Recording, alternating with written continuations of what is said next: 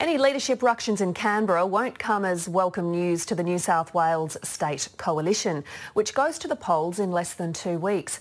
And though there are specific local issues at play, it'll be another chance for voters to vent their frustrations. And that's the last thing Premier Gladys Berejiklian needs. Right now, the Coalition in New South Wales holds 52 seats in the Parliament compared to Labor's 34. There are 7 crossbenchers. A loss of 6 seats would force Gladys Berejiklian into minority.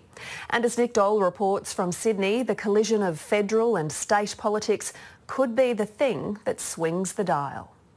Prime Minister of Australia, Scott Morrison and Mrs Jenny Morrison.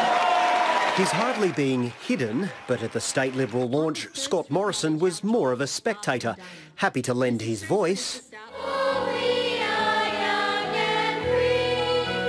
just not on stage. Why didn't you speak though? Sorry? Why didn't you speak? It's an all-state affair today. The next Prime Minister of Australia, Bill Shorten. Over at Labor's launch, Bill Shorten made sure the Prime Minister had a starring role. Scott Morrison, pretending that he cares about promoting women. It's about as convincing as Tony Abbott pretending that he cares about climate change. It's about as convincing as Peter Dutton pretending that he cares at all, full stop.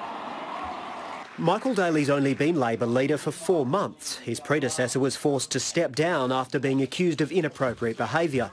Despite that, the opposition leader's already within striking distance of government. He's accused the coalition of wasting money on a troubled new light rail and a replacement for the Sydney football stadium. It's a campaign that's starting to bite. And in 13 days' time, we will show them that their fear is justified when we win the election. Gladys Berejiklian's presided over a period of record low unemployment and record infrastructure spending. A new metro is just weeks from opening and she wants to finish the job. Together, let's get it done, New South Wales. So I'm always concerned about the prospect of any Labor government because it means higher taxes and a weaker economy and weaker national security at a federal level. This election will be closely watched by the federal government as a taste of what could be coming its way, especially in the bush. The New South Wales election looks so close, the coalition may well lose its majority here. Gladys Berejiklian could then spend the next few weeks trying to negotiate a minority government at the exact same moment the Prime Minister needs clear air. That haggling would occur at the same time as the Morrison government's trying to bring down a budget and preparing to call a federal election. He'll start his own campaign in a matter of weeks. Nick Dole, ABC News, Sydney.